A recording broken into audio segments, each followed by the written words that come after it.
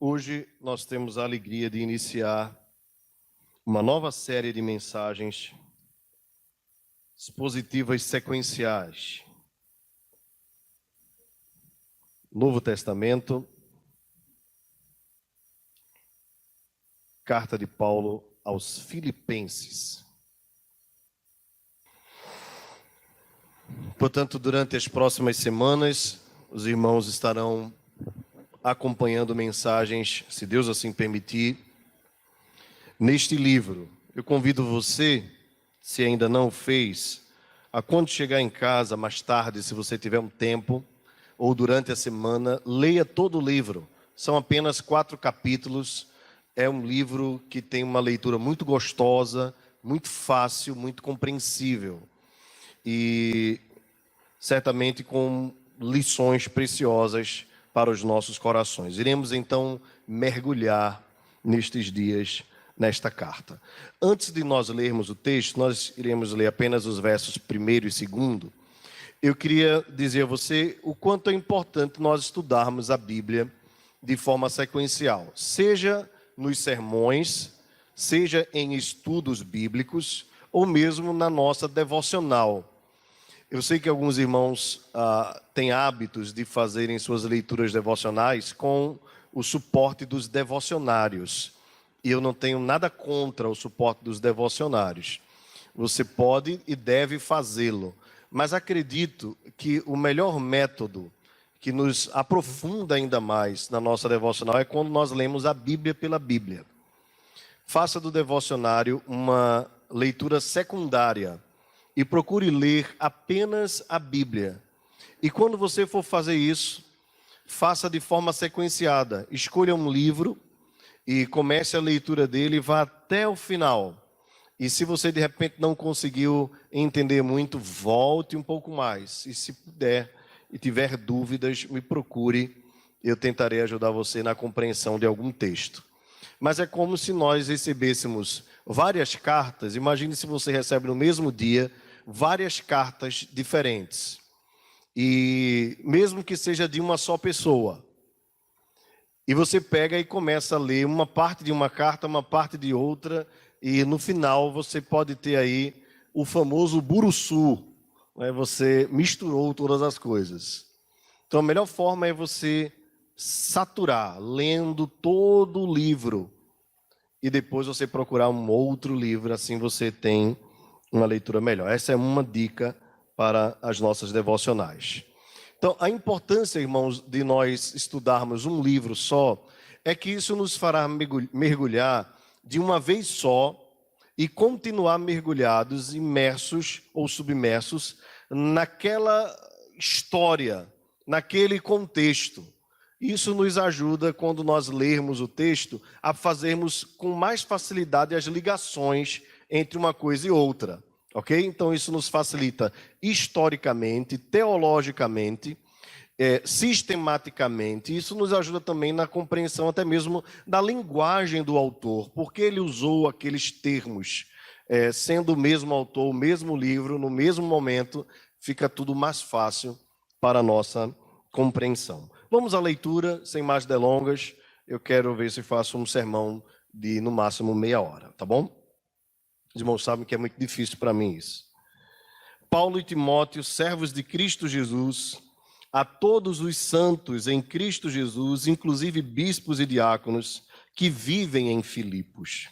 Graça e paz a vós outros, da parte de Deus, nosso Pai, e do Senhor Jesus Cristo. Amém. Senhor nosso Deus, que a Tua palavra alimente as nossas vidas e que saiamos daqui fortalecidos para enfrentarmos mais uma semana. Sustenta-nos, ó Deus, e nos sustém, pois sem Ti nada somos, nada podemos fazer. Ajuda-nos, em nome de Jesus. Amém. Amém. Meus irmãos, eu preciso trazer para vocês algumas informações importantes a respeito introdutórias a respeito desta carta. Em primeiro lugar, entender a ideia de carta ou de epístola. Nós estamos falando do 1º século. E por mais que nós conheçamos basicamente as cartas do Novo Testamento, escrever cartas não foi uma virtude apenas dos apóstolos. As cartas eram escritas muito antes de Cristo. E esse era um meio comum das pessoas se fazerem presentes estando ausentes. Você deve pensar aí que nenhum outro recurso havia, e até mesmo as cartas precisavam ser escritas com muito cuidado. Digo quanto à questão física, independentemente do conteúdo. Visto que elas eram feitas em pergaminhos e muitas delas não tinham tanta durabilidade assim, muitas vezes estas cartas, principalmente as cartas do Novo Testamento, que foram inspiradas por Deus, precisavam ser copiadas por um escriba ou um copista para que continuasse perdurando. Era um trabalho cuidadoso, zeloso, no qual eles contavam até mesmo a quantidade de letras de cada carta, para que assim pudesse evitar erros de cópias. Então você imagina aí a luta que foi para que esta carta chegasse até nós. E se eu já posso tirar uma aplicação, eu diria a você assim: valorize a sua Bíblia. Valorize a sua Bíblia. Tê-la em sua casa, tê-la em seu tablet, em seu notebook, em seu smartphone, tê-la impressa, seja rosa, azul, verde, vermelha, seja a Bíblia de Genebra ou a Bíblia de Estudo Pentecostal, seja na versão Almeida, revista e atualizada, corrigida e fiel, ou Almeida atualizada, é um privilégio termos a Bíblia em nossa própria língua, tê-la preservada. E se Deus assim a preservou, é porque Ele entende que Ele se faz presente por meio da sua palavra, e que é por meio dela que nós somos edificados, transformados, corrigidos, porque toda a palavra do Senhor é pura e é escudo para os que nela creem, os que nele creem. Toda a palavra de Deus é digna e é apta para corrigir, para educar, para instruir na justiça. Ela é como faca afiada de 2 gumes. Portanto, a palavra de Deus é preciosíssima para nós. Epístola de Paulo. E eu não podia deixar de falar da carta sem falar do autor da carta. Paulo, em resumo, era um fariseu, como ele mesmo diz, fariseu dos fariseus, zeloso fariseu, um homem que tinha em suas mãos cartas de autorização do Sinédrio e cartas de autorização de Roma para encerrar ou prender os cristãos em cárceres. A primeira vez que nós vemos falar sobre ele, ele ainda se chamava Saulo de Tarso. Ele era um homem que foi criado aos pés de Gamaliel, sendo assim um doutor da lei, e teve então a sua primeira aparição quando, na morte do diácono e evangelista Estevão, ele consentiu na morte de Estevão, quando aquele foi apedrejado, mostrando então que Paulo era um homem muito importante, de muita autoridade e de muita notoriedade para a religião judaica. Este homem então, depois de ter consentido na morte de Estevão, aparece no capítulo 9 de Atos. Livro este escrito por Lucas, aquele que posteriormente seria o seu companheiro em viagens missionárias. Por isso é tão importante a figura de Lucas no Novo Testamento, porque sem ele, além do Evangelho, nós também não teríamos o livro de Atos.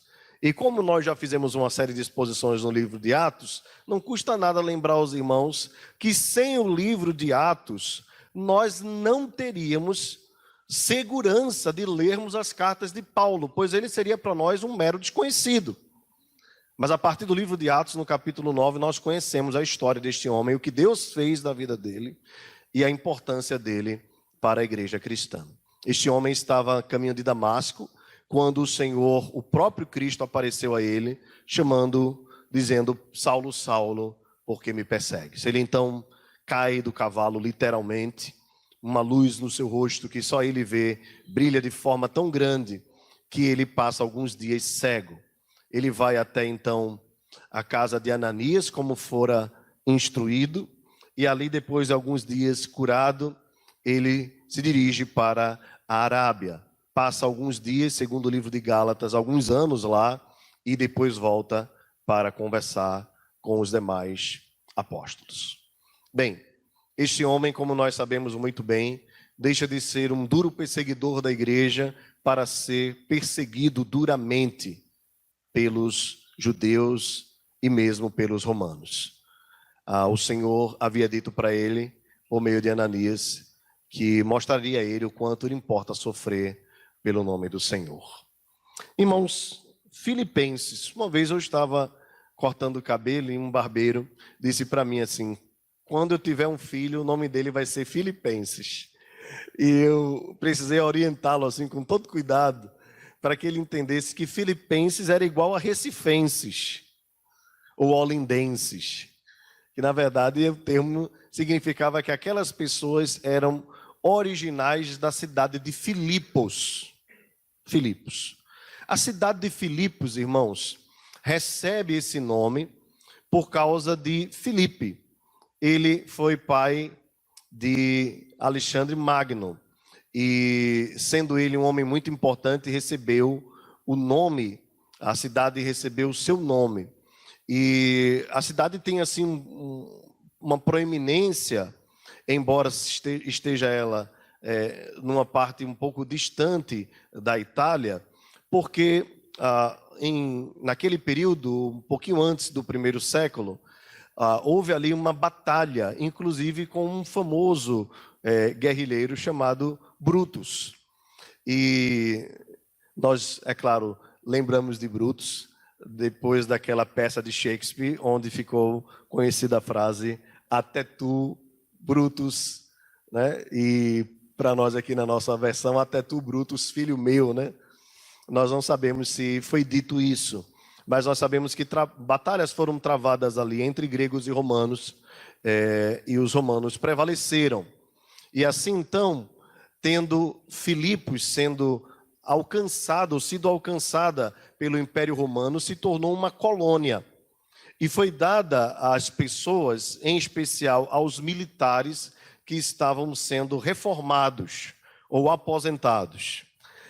Então, imagine uma cidade, nós temos até no Brasil também, né, regiões que eram dadas aos servidores públicos, né, para construírem suas casas, né, algumas aos militares. Então, Filipos ficou conhecida por ser uma cidade de muitos militares. Ali, então, foi colocado também um cárcere, mais na frente nós vamos falar um pouquinho sobre ele. E a cidade, então, tinha essa característica, porque, embora fosse uma cidade grega, né, onde a língua grega predominava, a partir do momento que se tornou uma colônia romana, o latim também passou a ser incorporado à língua daquele povo. E não apenas isso, a cultura romana também começou a invadir aquele local. A cidade de Filipos era uma cidade muito importante para o primeiro século. Sendo assim, ela também foi importante para a expansão da Igreja de Deus. O autor da carta, o apóstolo Paulo, nós temos, além de evidências externas, como alguns pais da igreja, como, por exemplo, Policarpo, dos primeiros séculos da igreja, confirmam que Paulo é o autor da carta, mas nós temos também evidência interna. Na própria carta, nós vemos Paulo se dirigindo, escrevendo no seu próprio nome. Não há dúvidas, pela linguagem, pelo estilo e pela experiência que Paulo teve naquela cidade com aqueles irmãos, que de fato esta carta é do apóstolo Paulo. Nós temos certa dúvida quanto ao local onde Paulo escreveu esta carta, e logicamente, tendo dúvida quanto ao local, nós automaticamente temos dúvida quanto à data. Nós temos 3 prisões de Paulo. Uma delas em Filipos, não foi de lá que Paulo escreveu aos filipenses. Outra delas foi em Cesareia. E também nós temos a prisão de Paulo em Roma, onde a maioria dos teólogos acredita que Paulo escreveu esta carta. Porém, na carta de Paulo aos Coríntios, ele deixa muito claro de que, além destas, sofreu muitas outras prisões. Portanto, fica muito difícil nós sabermos quando, de fato, Paulo escreveu. A maioria tradicional acredita que foi em Roma, portanto, a carta foi escrita entre o ano 60 a 61 do primeiro século da era cristã. Além disso, irmãos, outra informação importante é que a igreja de Filipos, a quem Paulo dirige, destinatário, a igreja destinatária desta carta, era uma igreja importante porque foi parte ou um projeto de plantação da segunda viagem missionária do apóstolo Paulo, uma viagem para um local que ele fez sem querer. Se os irmãos lembram bem, a Bíblia diz lá em Atos capítulo 13 que havia na igreja de Antioquia profetas e mestres, e cita todos eles, entre eles Paulo e Barnabé. A Bíblia diz que eles orando e jejuando, o Senhor disse: separai para mim Paulo e Barnabé, ou Barnabé e Saulo, para uma obra que os tenho chamado. Eles saíram então da Antioquia, a igreja mãe das missões, se nós podemos assim chamá-la, e foram para a região da Ásia Menor, se dirigindo primeiramente para a cidade de Chipre, de onde Barnabé era original. E ali em Chipre eles conseguiram cumprir quase todas as cidades, ou as mais importantes cidades da Ásia Menor. Além de Chipre, a cidade de Listra, Derbe, e certamente a mais importante de todas, que era a capital da Ásia Menor, a cidade de Éfeso. Então, eles fizeram em toda essa primeira viagem missionária, a parte da Ásia Menor. Voltaram para lá, Jerusalém, e contaram aos apóstolos como tudo havia acontecido, e a principal notícia: até entre os gentios o Espírito Santo desceu. Então houve em Atos capítulo 15 o primeiro concílio da igreja, que é o concílio de Jerusalém. E depois que eles ouviram todo o relato de Paulo e de Barnabé, de tudo que Deus havia feito, então eles concluíram que de fato o Espírito Santo descera entre os gentios. Se alegraram, glorificaram a Deus, e assim eles se prepararam para a segunda viagem missionária. Bem, essa segunda viagem tem algumas lutas para acontecerem. Primeiro é que Paulo não queria mais ir com João Marcos. Vocês lembram bem dessa situação. Na primeira viagem, João Marcos deu para trás. Por algum motivo, ele preferiu não prosseguir na viagem, trazendo grande prejuízo àqueles missionários. Então, na segunda viagem, João Marcos, decidido a ir, Paulo interfere dizendo que com ele não iria. Então houve uma celeuma entre eles, e assim Paulo foi para a sua segunda viagem missionária, não mais com Barnabé, porque este preferira ficar com João Marcos, que era seu primo. Mas foi com Silas. E o desejo deles era voltar para a Ásia Menor para fortalecer as igrejas daquela região. Algo que vai acontecer na terceira viagem. Mas na segunda, aprove ao Espírito Santo impedi-los de irem para lá. E Paulo então tem uma visão de um varão macedônico que diz: passa a Macedônia e ajuda-nos. Sendo assim, então, Paulo se dirige para aquela região. E interessante notar, irmãos, que mesmo sendo uma direção de Deus para que Paulo fosse para aquela região, começando pela cidade de Filipos, exatamente na cidade de Filipos, nós vemos isso em Atos capítulo 16, não significa que aquilo seria uma obra fácil. E aqui, irmãos, eu não poderia deixar de trazer mais uma aplicação para as nossas vidas. Nem sempre quando Deus nos dirige, nós temos clara percepção de que é a vontade de Deus, nós estaremos isentos de lutas e de dificuldades. Muitas vezes seguir a vontade de Deus e fazer a vontade de Deus, como claramente está nos revelada, significa enfrentarmos lutas e tribulações. Então é ali naquela cidade que Paulo entra junto com Silas e passam por maus bocados nas mãos das autoridades romanas. Se você quiser fazer uma viagem rápida comigo, mantenha sua Bíblia aberta em Filipenses capítulo 1, mas dê uma passadinha no livro de Atos, no capítulo 16.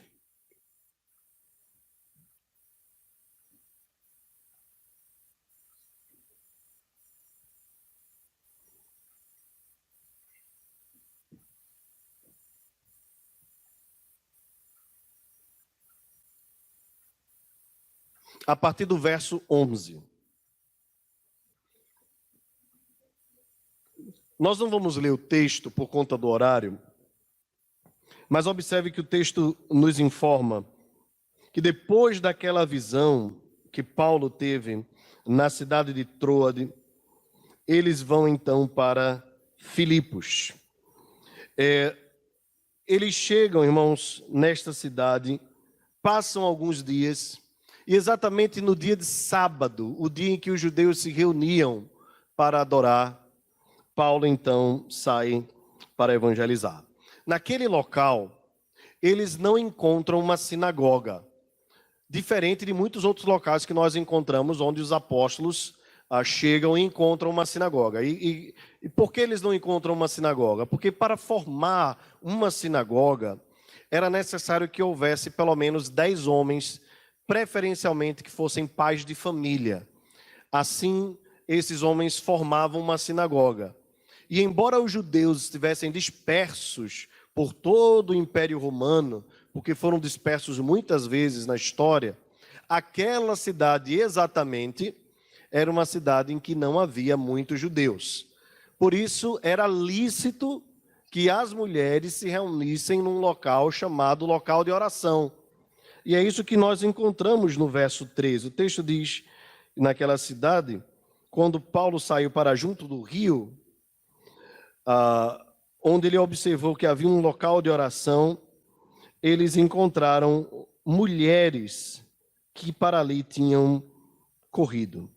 Bem, então quando não havia uma sinagoga formada por homens, ou para formar homens uma sinagoga, as mulheres tinham autorização para se reunirem e ensinarem umas às outras. A tradição judaica nunca autorizou mulheres a ensinarem homens, mas sempre autorizou que as mulheres mais velhas ensinassem as mulheres mais novas. Exatamente como Paulo também orienta as mulheres cristãs a fazerem, que as mulheres mais velhas, logicamente, não apenas pela experiência, mas acima de tudo pela sabedoria da palavra de Deus, possam orientar as mulheres mais novas na igreja.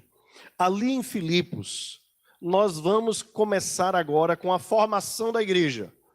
A primeira convertida é uma mulher chamada Lídia, da cidade de Tiatira, na Ásia Menor. E esta mulher era vendedora de púrpura. A púrpura, irmãos, era um tipo de tinta que era tirada de caramujos. Para os irmãos terem uma ideia, para se obter 1 grama, por exemplo, de púrpura, era necessário mais ou menos 1000 caramujos. Então você imagina aí como era um negócio difícil para aquela época. Possivelmente isso indica que esta mulher era uma mulher muito rica, ou uma comerciante de muita proeminência na cidade de Filipos, e estava ali procurando aprender mais sobre Deus. É ali quando Paulo chega e as orienta. O texto diz, no verso 14, que ela era temente a Deus e escutava o que falava o apóstolo Paulo. Era comum que as mulheres, quando se reunissem para ensinarem umas às outras, à medida que chegasse um homem, elas dessem a palavra àquele homem para que eles pudessem orientá-la à luz da palavra de Deus.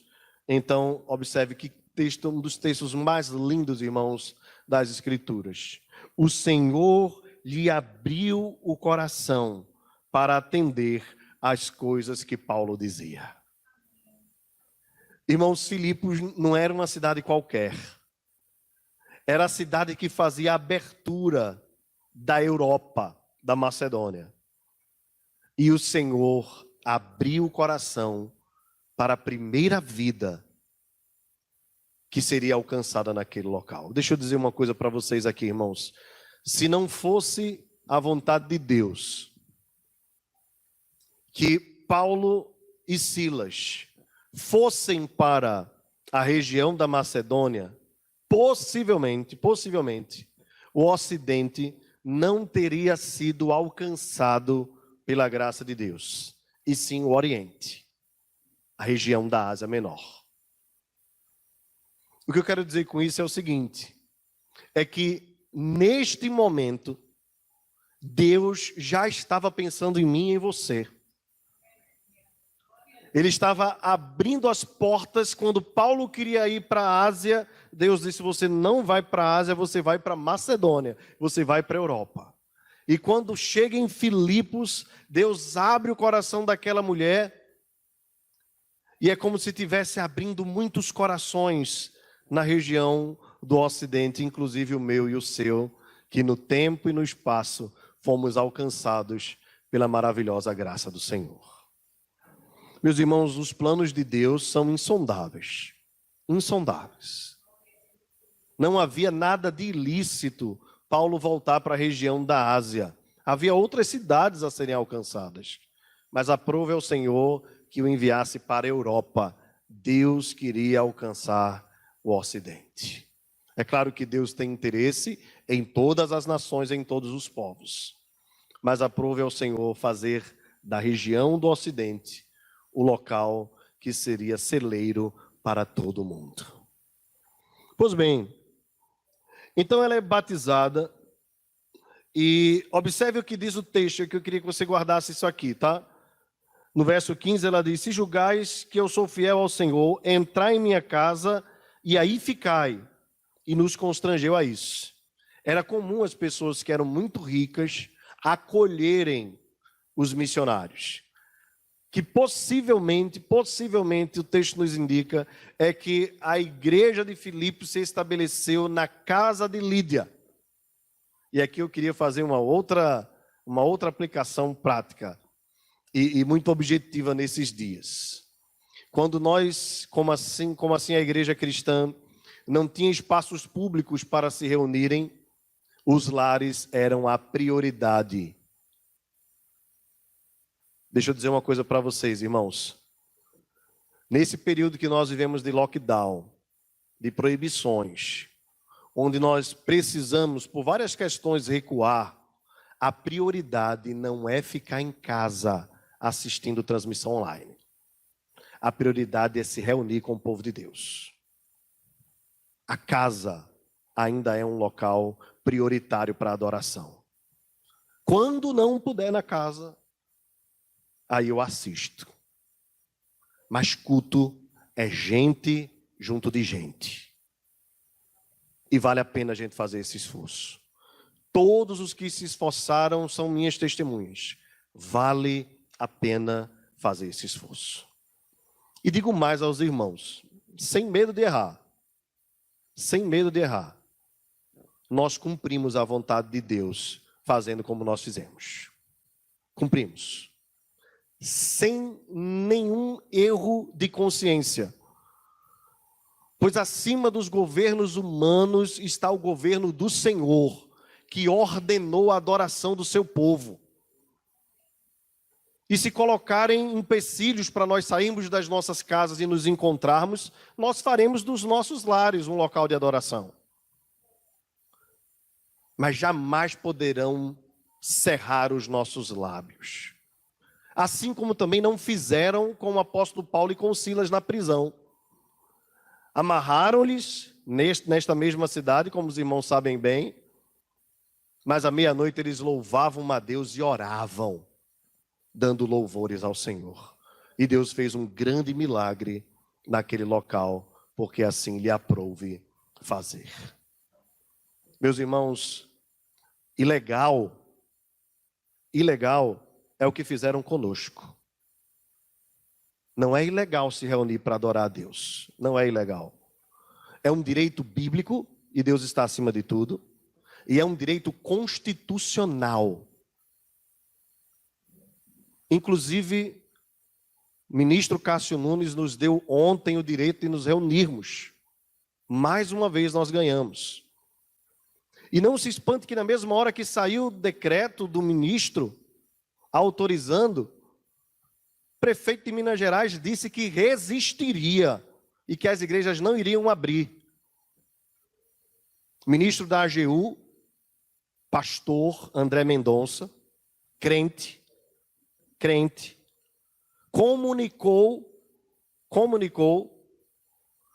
ao ministro Cássio Nunes, que mais uma vez despachou, lembrando e informando, que caso o prefeito Calil, em Minas Gerais, cidade de Belo Horizonte, proibisse as igrejas de se reunirem, a Polícia Federal seria acionada. Glórias a Deus por isso, irmãos. Glória a Deus por isso. Não se pode impedir o povo de Deus de adorar. Não se pode impedir. Muito bem. O texto continua, irmãos, dizendo, no verso 16, que há uma segunda pessoa, nós não sabemos necessariamente se ela é uma convertida, se ela se tornou uma convertida, mas ela pelo menos foi liberta. Acreditam a maioria dos estudiosos que ela se tornou membro da igreja de Filipos. Quase que eu dizia presbiteriana de Filipos. É que ela se tornou membro da igreja de Filipos. Era uma jovem, irmãos, que era serva de alguns homens. A ideia de servidão naquele tempo era o seguinte: quando alguém contraía uma dívida muito grande e não podia pagar, então ela se tornava escravo da família ou do seu credor. Talvez ela não tenha contraído a dívida, talvez seus pais. Acontecia também de que os pais poderiam não apenas se tornar escravos, mas seus filhos também se tornarem. Nós não sabemos qual a causa, mas ela servia aquelas pessoas e ela recebia um espírito maligno, um espírito de adivinhação. Então os seus donos fizeram com que ela provocasse a adivinhação na cidade. E à medida que ela adivinhava alguma coisa, as pessoas pagavam, ela se tornou uma grande fonte de lucro para os seus possuidores. Aconteceu então, o texto nos diz, que quando elas viram Paulo, ela disse, ou o demônio disse: estes homens são servos do Deus Altíssimo e vos anunciam o caminho da salvação. E isso se repetia por muitos dias, diz o verso 18. Então Paulo, indignado, voltando-se ao Espírito, disse: em nome de Jesus Cristo, eu te mando, retira-te dela. E na mesma hora saiu. Amém. Amém. E por fim, irmãos, o terceiro evento de Filipos, o mais importante. O texto nos diz que aqueles homens irados, porque Paulo e Silas haviam tirado a sua fonte de esperança e de lucro, os fizeram entrar na prisão, motivaram os soldados para que eles fossem presos. E aí a história vocês já conhecem, eu já contei agora há pouco. Eles cantam louvores a Deus na prisão, uma prisão dura. E de repente veio um terremoto, sacudiu os alicerces da prisão, as portas se abriram, se soltaram as cadeias. O carcereiro, com medo de ser morto, então tentou ou atentou contra a própria vida. Então Paulo, e é interessante isso, né, irmãos? Porque houve um terremoto, ninguém morreu, mas as cadeias se abriram. É porque não era um terremoto qualquer, não era um evento da providência natural, mas era um evento da providência extraordinária, ou seja, era um milagre. Naquele terremoto, todos saíram vivos e não apenas vivos, mas permaneceram, que é outro milagre, mas aí é um milagre moral, né? Estando soltos, muitos deles condenados à morte, preferiram não fugir. E assim o carcereiro perguntou: o que faço para ser salvo? E a resposta foi: crê no Senhor Jesus, serás salvo, tu e a tua casa. Bem, depois que eles saíram, enviaram oficiais de justiça com a ordem de que libertassem Paulo e Silas. O texto nos diz, no verso 37, que Paulo fez uma reclamação. Ele diz: sem ter havido processo formal contra nós, nos açoitaram publicamente, nos recolheram ao cárcere, sendo nós cidadãos romanos. Esse foi um detalhe que eu não falei no início. Paulo era hebreu, mas tinha dupla cidadania. Ele também era cidadão romano. e não era autorizado que um cidadão romano, especialmente numa colônia, aquilo ali seria de grande infâmia para a cidade, se um romano fosse preso sem ter direito à grande ou à ampla defesa. Então, assim sendo, eles libertam Paulo, mas pedem para que eles saiam da cidade. Então, foi pedido desculpas a eles, relaxaram a prisão e eles saíram se dirigindo para a casa de Lídia, depois partiram para a região de Tessalônica. Volte a sua Bíblia para Filipenses capítulo 1. Agora, irmãos, pouco mais familiarizados com a cidade de Filipos, você deve imaginar que depois que eles foram libertos, foram para a casa de Lídia, estava ali já algumas pessoas que começaram a fazer parte da igreja. Talvez aquela jovem, certamente o carcereiro depois foi batizado junto com a sua família, também deve ter ido para a casa de Lídia para juntos adorarem ao Senhor. E ali estava sendo formada a primeira igreja da Europa, a igreja de Filipos. Meus irmãos, ainda pensando sobre a carta, qual a característica que marcaria a carta de Paulo aos Filipenses? Eu diria aos irmãos que é a alegria. A alegria é a marca indizível, irrefutável da carta de Paulo aos Filipenses. Digo indizível porque, por mais que nós expressemos pelas 16 vezes que a palavra alegria ou sinônimas aparecem no texto, nós não conseguimos imaginar aquilo que estava dentro do coração do apóstolo Paulo. É muito forte, fortíssimo. Aquela prisão em Filipos era uma prisão muito dura, mas a que Paulo enfrentou quando ele escreveu esta carta, como acredita a maioria dos estudiosos, possivelmente em Roma, era uma prisão ainda pior. Era uma prisão fria, fedida, fedorenta.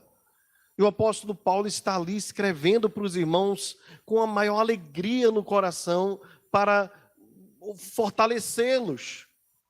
Bem, a carta trata de vários assuntos. Eu queria então dar uma passeada com você por ela, se você me permitir. Nos primeiros capítulos, Paulo se alegra com os filipenses por tudo que estava acontecendo com ele e o que aconteceu também na vida da igreja. Para Paulo, tudo isso era um caminho para o progresso do evangelho. Paulo também escreve esta carta para agradecer aos irmãos pelas ofertas que foram enviadas, porque a igreja de Filipos mandou ofertas para Paulo, mesmo quando Paulo estava em Tessalônica.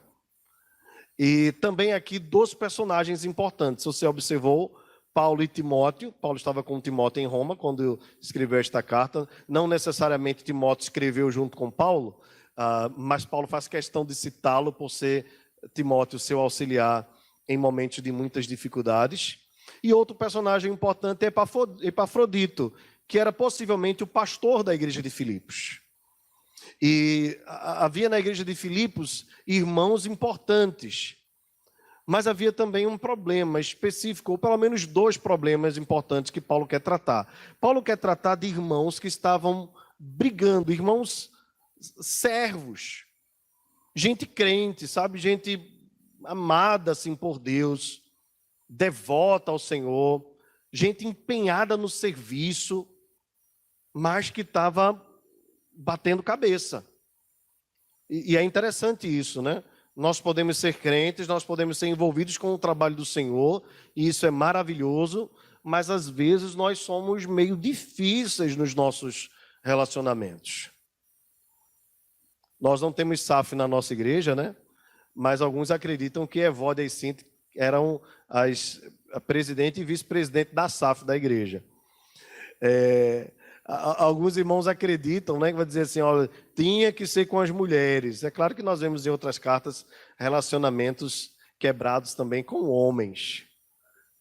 Na verdade, até a própria cisão de Paulo e Barnabé não foi um negócio muito legal. Paulo reconhece isso depois.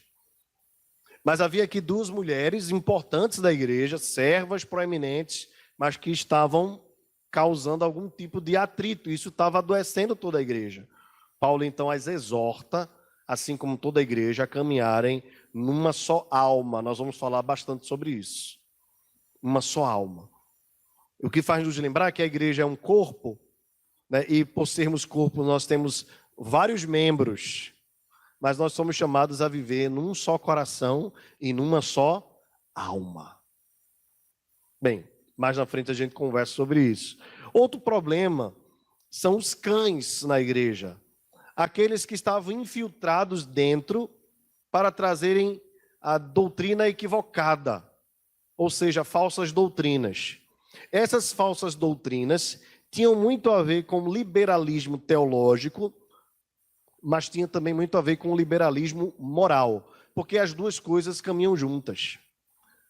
Quando alguém começa a desacreditar que a palavra de Deus é verdade absoluta e começa a negociar valores, certamente, é porque já há no seu coração a prevalência da carne, de tal forma que a pessoa tenta adequar a sua imoralidade às Escrituras.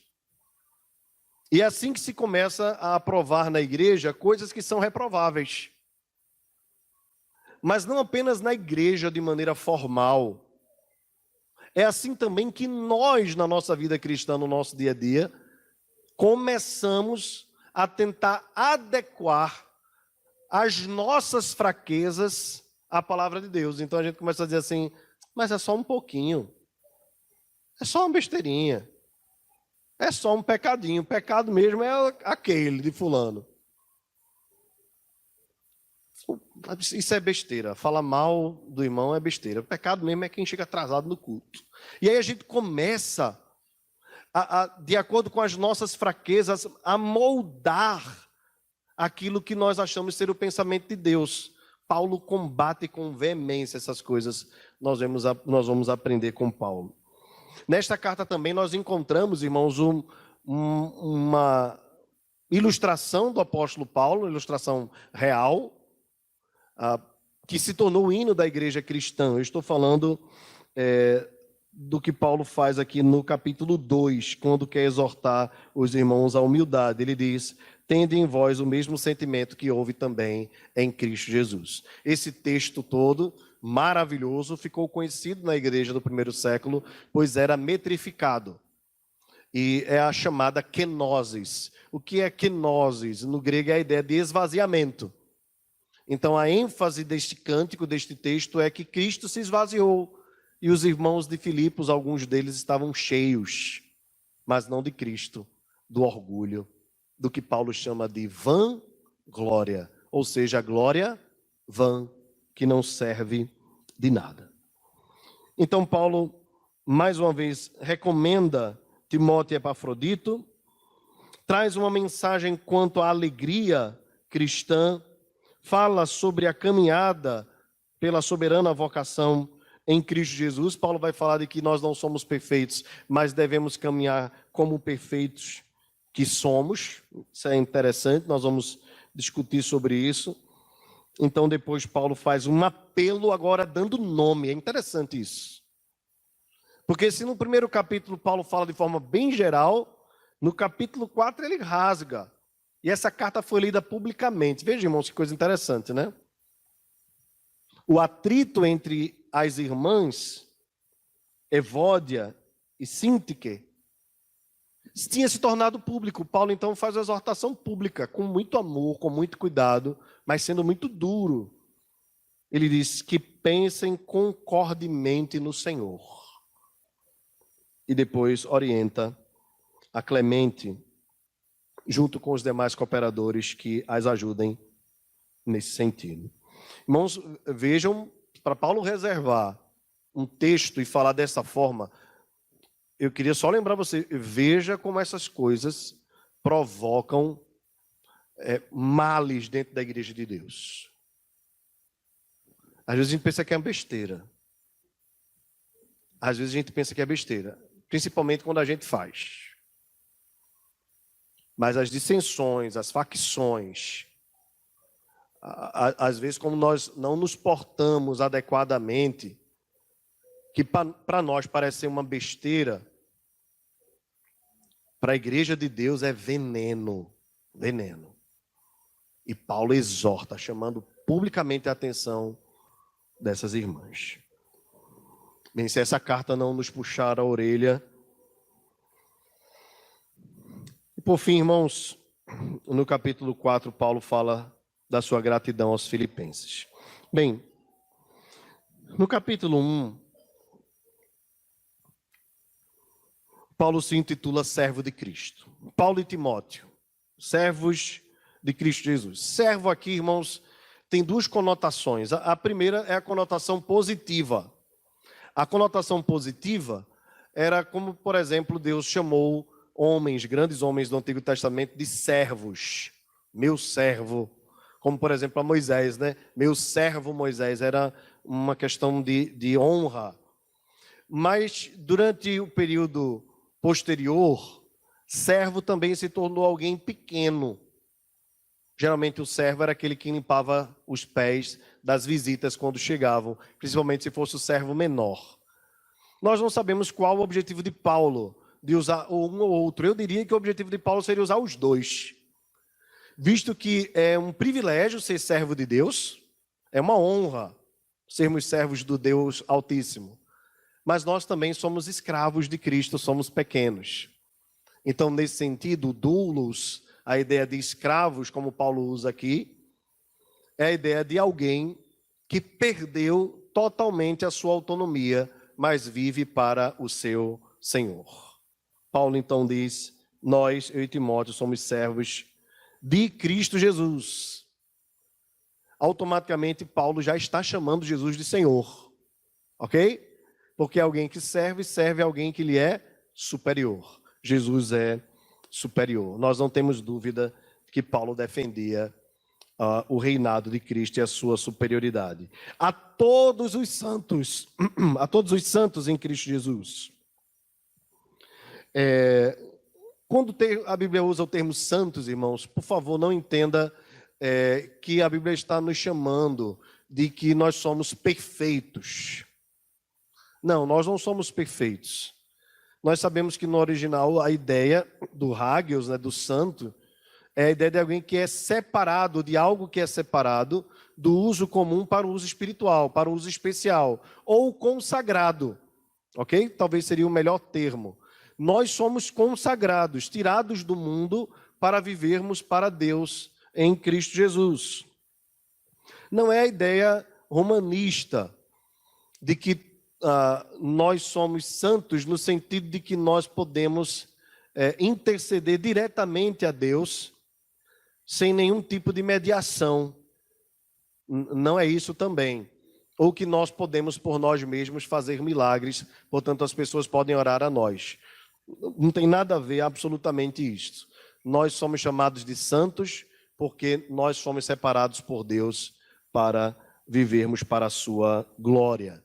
E aqui, irmãos, um detalhe importante é que, a despeito das dificuldades que a igreja de Filipos tinha, não são muitas, principalmente comparadas à igreja de Corinto, Paulo chama tanto Filipos, ou os filipenses, como os irmãos de Corinto, de santos. Então vejam, irmãos, não somos perfeitos, como aqui a igreja de Filipos não era, mas eram santos. Então nós temos as nossas fraquezas, não devemos domesticá-las, nem devemos fazer carinho nelas, mas nós somos santos, somos separados por Deus. Essa é uma obra que Deus operou em nós. Ele nos separou do mundo, nos fez diferentes. Louvado seja o seu nome. Inclusive bispos e diáconos que vivem em Filipos. Aqui, irmãos, eu quero fazer duas aplicações práticas. Eu quero correr aqui com os irmãos. Vejam, bispos e diáconos. O que é bispo? O bispo é um presbítero. O presbítero tem também o título de bispo, porque bispo tem a ver com o trabalho que ele faz, que é o trabalho de supervisor do rebanho. E presbítero tem a ver com o fato dele ser um ancião de dias, ou seja, ele ter maturidade cristã para governar, mas para isso ele precisa ter as qualificações devidas. Então, bispos e presbíteros são a mesma coisa. Bispo tem a ver com o trabalho que ele executa, supervisionar o rebanho de Deus. E aqui, deixa eu fazer uma aplicação sobre os presbíteros. A Bíblia diz que existem os presbíteros e pastor também é presbítero. A diferença é que o pastor é aquele que se dedica exclusivamente à palavra, ou se afadiga na palavra. A estes é dado o direito de receberem dobrados honorários, ou seja, serem mantidos pela igreja para que possa se dedicar ao ministério da palavra. É por isso que na igreja do Senhor, até hoje, os pastores vivem, na sua grande maioria, de forma integral do trabalho ministerial, do trabalho eclesiástico, enquanto os outros presbíteros supervisionam, auxiliando este pastor. É o que acontece também na nossa igreja. O trabalho de supervisionar, irmãos, quer do pastor, quer dos presbíteros, é um trabalho árduo. Tão árduo que para isso eles precisavam ter qualificações morais, eles precisavam também ter dons para que pudessem fazê-lo. E era um trabalho tão duro, tão pesado, que na carta aos Hebreus o autor diz que os irmãos da igreja deveriam zelar pelos presbíteros, pelos guias, para que estes pudessem fazer o trabalho do Senhor com alegria e não gemendo, porque isso não teria proveito.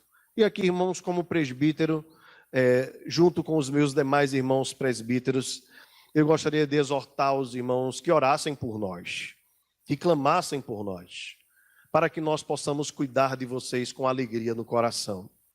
Não é fácil o trabalho do presbítero, irmãos.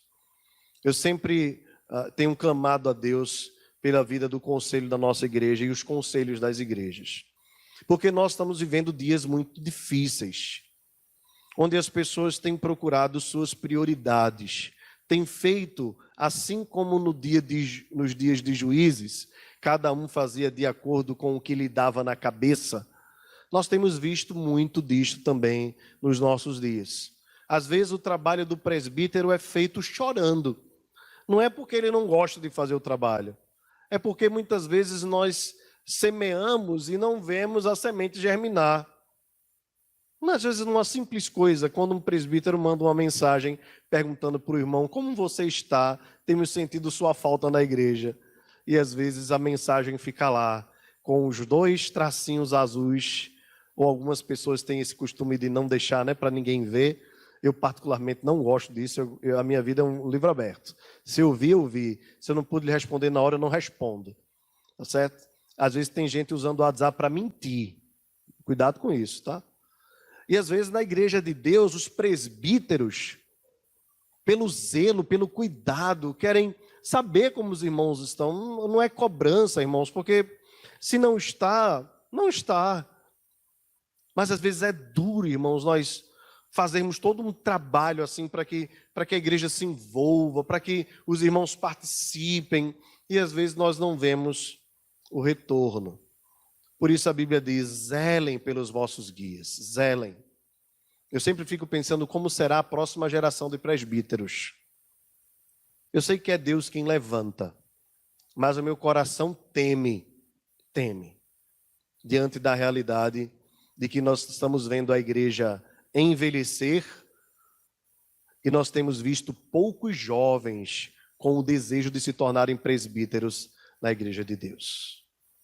Quando, na verdade, o apóstolo Paulo diz, aqueles que assim o fazem, grande ou excelente obra almeja. Da mesma forma, irmãos, os diáconos.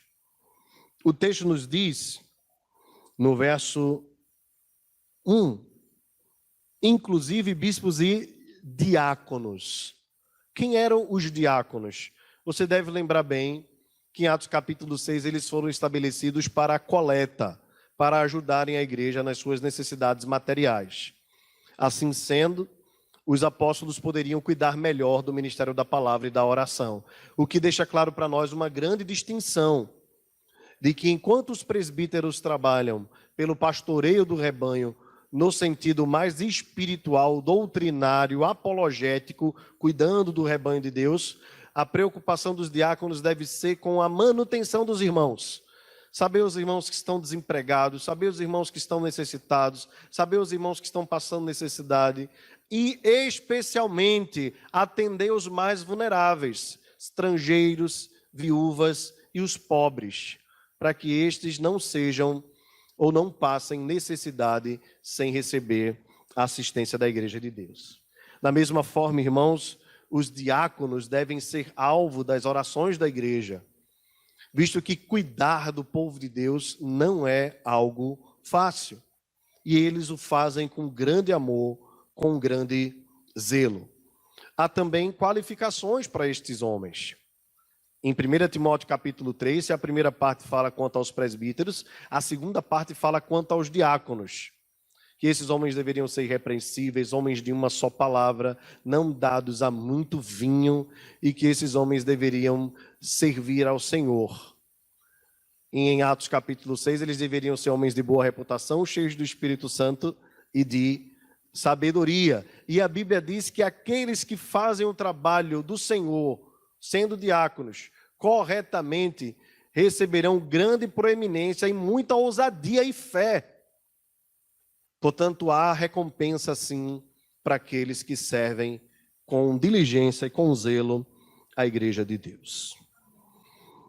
A recomendação ou a saudação de Paulo é graça e paz. Irmãos, era muito comum quando se escrevia uma carta, se escrevia uma saudação. E, dependendo do destinatário, se utilizava vários termos. Você deve lembrar lá no livro de Lucas, que Paulo escreve chamando Teófilo de ó excelentíssimo Teófilo. Há também cartas no livro de Atos, né, entre Cláudio e Lísias, né, onde eles se cumprimentam também assim. Havia várias saudações, mas essa era uma saudação comum, graça. Já a paz não é tão comum, talvez seja fruto da tradição judaica, a ideia do shalom. E muitas vezes a recomendação ou a palavra final era saúde. Você deve lembrar que tem isso lá no livro de Romanos, né? Paulo, no finalzinho, diz saúde. Parece algo meio chulo, né? A gente cumprimentar alguém dizendo saúde, mas é bíblico desejarmos que os irmãos tenham vida saudável.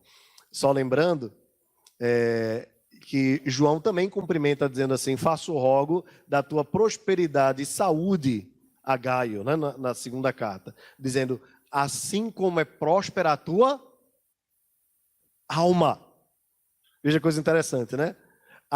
A saúde que o cristão deve desejar ao seu irmão não é apenas a saúde do corpo, mas a saúde e a prosperidade da alma. Porque ainda que sejamos prósperos fisicamente, se a nossa alma não estiver no temor do Senhor, nós somos pobres e doentes. Por fim, irmãos, Paulo diz, graça e paz a vós outros da parte de Deus, o nosso Pai, e do Senhor Jesus Cristo. Meus irmãos, deixa eu fazer algumas aplicações rápidas para nós encerrarmos. Primeiramente, louve a Deus por ter preservado esse texto. Louve a Deus porque estas cartas, para serem reconhecidas dentro da tradição cristã como canônicas, né, como santas, como sagradas, ou dentro da régua, né, como é o termo cânon, elas deveriam ser lidas, e para serem lidas precisavam ser preservadas, ser copiadas e ser repetidas para as igrejas do primeiro século. E esta carta o foi, é um grande privilégio para nós. Esta carta também é uma carta muito leve, muito gostosa de ser lida. Ela não tem, por assim dizer, aquele conteúdo denso como a carta aos Romanos, mas ela tem uma forma prática e muito pessoal do apóstolo Paulo. Talvez essa seja uma das cartas mais gostosas de se ler de todo o Novo Testamento. Lembrando a você que boa parte do Novo Testamento foram cartas, ok? Dos 27 livros, pelo menos 13 cartas no livro, no conteúdo do Novo Testamento. E por fim, irmãos, esta carta preservada para nós, ou reservada por Deus, preservada por Deus para nós, para a nossa edificação, nos lembra como Deus pensou em nós ainda no início de todas as coisas. Porque ele escreve a estes irmãos dizendo: aquele que começou a boa obra em vós é poderoso para completá-la. E nós somos a completude daquilo que Deus começou nos irmãos de Filipos. O que eu quero dizer com isso, irmãos, é que não importa quando Deus começou a boa obra. O que importa é que Ele é poderoso para completá-la, sim. E eu e você somos resultado disso. E estamos individualmente neste processo. Deus está operando em nós com santa vocação para a nossa edificação. Meus irmãos, mais uma vez reforço o convite. Mergulhemos juntos na carta aos Filipenses. Se você puder essa semana, leia uma vez, 2 vezes. Se você for no Spotify, você vai encontrar, e também no Deezer, a Bíblia toda para ser ouvida. Quem sabe no seu carro você vai escutando a Bíblia, é uma boa. Ou quem sabe ao fazer uma caminhada, dá tempo de você ouvir com seu fone de ouvido 3 ou 4 vezes a carta aos Filipenses. Vamos mergulhar juntos nesta carta, vamos buscar profundidade e vamos ser edificados por ela. Há um desafio à nossa frente e eu convido você a se aventurar comigo nessa aventura espiritual. A carta da alegria, Deus renovará a alegria nos nossos corações. Fiquemos de pé, vamos orar ao Senhor. Pai querido e Deus amado, obrigado por esta manhã tão maravilhosa, por podermos rever os nossos irmãos. Queremos te pedir as tuas bênçãos sobre as nossas vidas e sobre toda a tua igreja, em especial neste país. Senhor, de maneira muito carinhosa, nós te rogamos pelos irmãos da cidade de Belo Horizonte. Talvez estejam enfrentando conflitos agora. Tu sabes de todas as coisas. Tem misericórdia da vida de cada um deles. Sê conosco. Abençoa os nossos líderes, para que possam julgar de forma justa e ordeira. Muito obrigado, Senhor, pelo que temos desfrutado. Até mesmo as dificuldades e os empecilhos não são vãos. O Senhor está no trono. A ti seja a glória e o louvor pelos séculos dos séculos. Que a graça do Senhor Jesus, o amor de Deus, o nosso Pai, e a comunhão do Espírito Santo seja sobre nós e conosco permaneça agora e para todo sempre. Amém e amém.